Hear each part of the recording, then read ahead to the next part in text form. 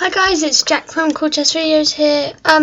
Today I'll be going over the Scandinavian Defense for black.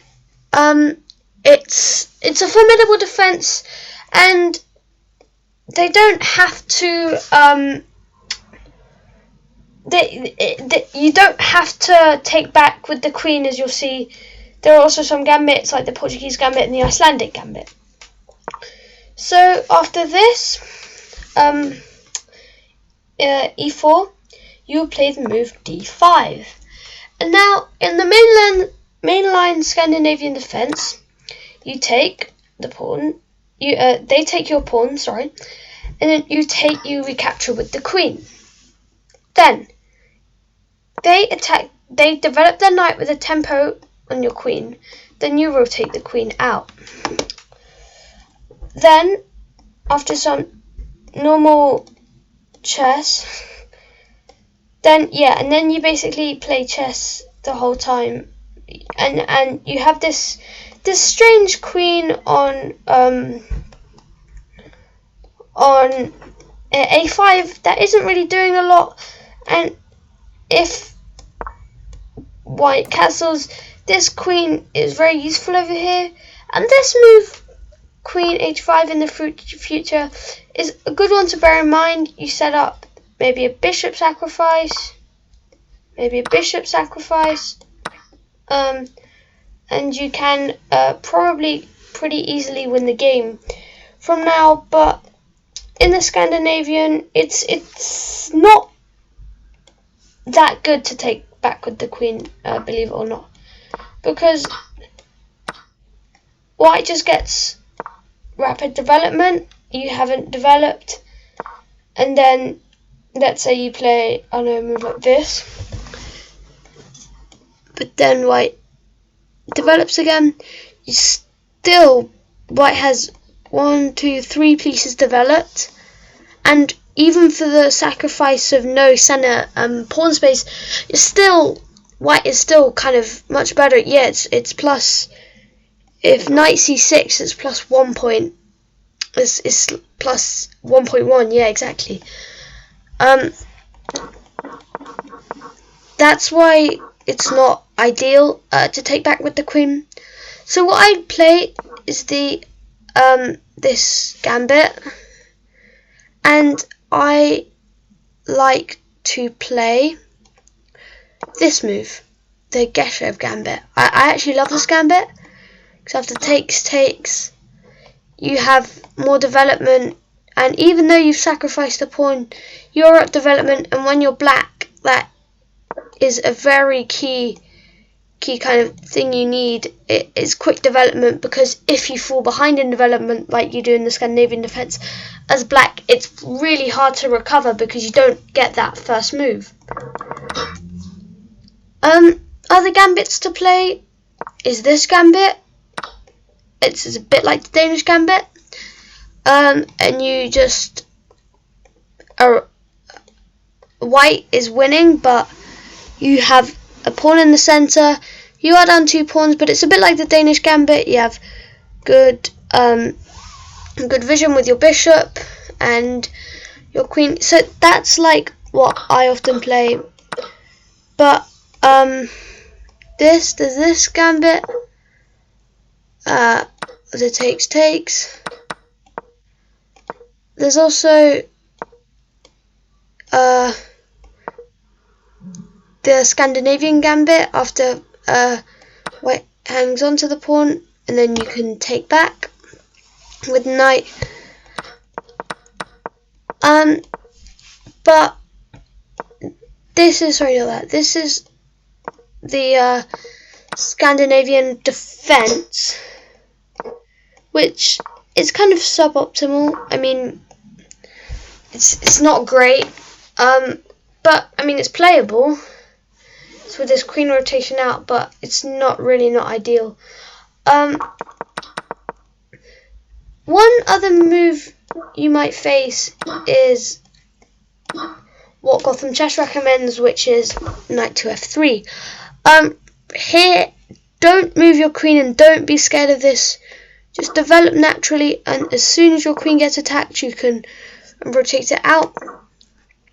The other move you can play, which is not really, I don't recommend, is queen takes, knight out, and then queen back. I really don't recommend this because white just gets development, and it's just two pieces. Sorry, and it's just has two pieces developed for your 3 pieces developed. Sorry, for your one. Which is why black is winning after you just go back. So when the queen hangs in there, you still have a piece kind of pressuring and finding the right points for attack. So that's why after this move, you really shouldn't go back. You just hang around. Sorry, that would blunder a queen. Just hang around on a5, and black is still winning here. So I recommend checking out the Portuguese gambit, the Icelandic gambit, yeah, and all these different gambits that you can play. The Scandinavian gambit is good. I recommend it, but they're all, yeah, you play the Scandi, but you're just very, very slightly winning. But it's quite play like e4, and then d5, take it.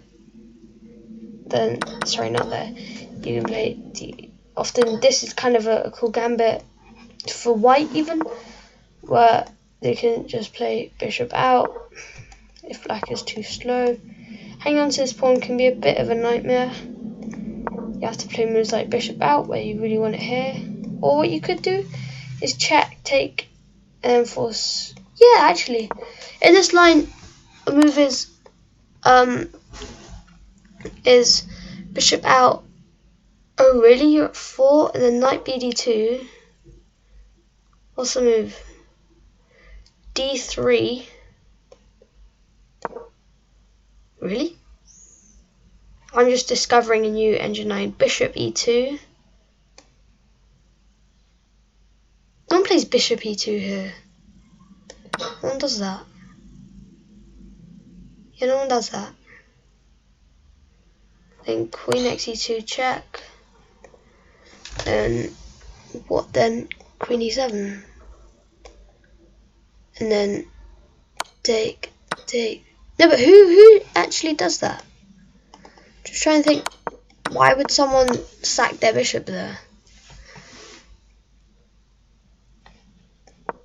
What is a knight? Oh, there's this, which isn't completely winning, but it's winning. Well, I just discovered a new opening. Oh, what's the you play gambits like this, yeah, and take, and yeah, the Scandinavian is quite a good opening. It's strong, but only if you play it in the right way, and be very, very careful of white getting rapid development, because this is what happens if it goes south in the defense. And then if you're too slow and play like, or let's say you play like, sorry, not there. Let's say you play bishop out. You're very slow because after bishop out, knight out, and white's moves say castles. White is just better, clearly better. Whoa, I'm there. Yeah, so that's the only thing I would advise you to be careful about. And also, don't pre-move this.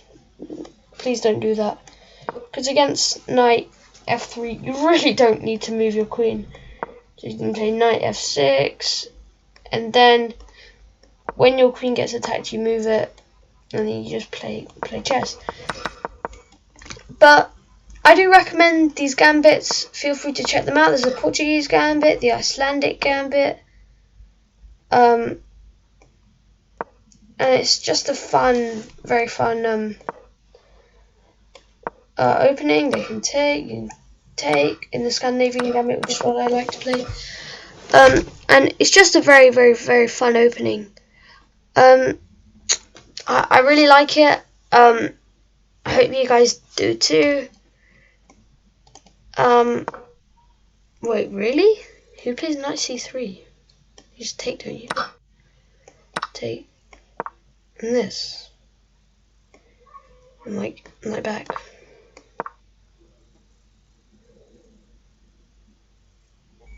How's white winning? Bishop. Can't play bishop c4 or what?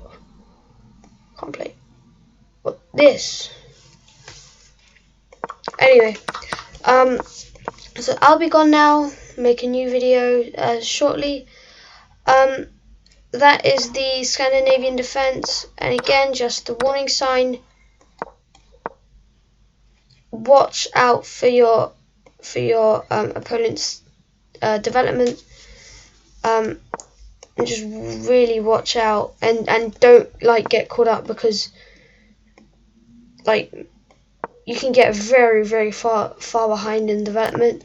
They can be castled before you've moved your knight and your bishop, sorry. And it's really not great. But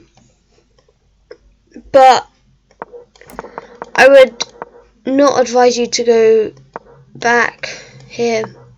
Don't go back, because then your opponent's just up a knight with a king's pawn, and which lets the queen out a bit stronger, I feel. And white is just kind of clearly better, because now this, and white is just two knights out. Maybe they'll play. Maybe actually instead of playing the two knights, you just played d4 here. But anyway, that's just the warning sign. Is watch out for your opponent's development, and don't get too far behind. And also, don't move your queen if you get knight f3. There's no need. Don't be scared of knight c3. But it's one of the reasons I don't play the Scandinavian. I like to play these the gambit, the Scandinavian gambit. I really like these gambits. You guys should check them out. And I'm really hoping you like this video, this tutorial on how to play the Icelandic gambit, sorry, the Scandinavian Defense. And I'm looking forward to seeing you guys soon. And thanks for watching, and bye.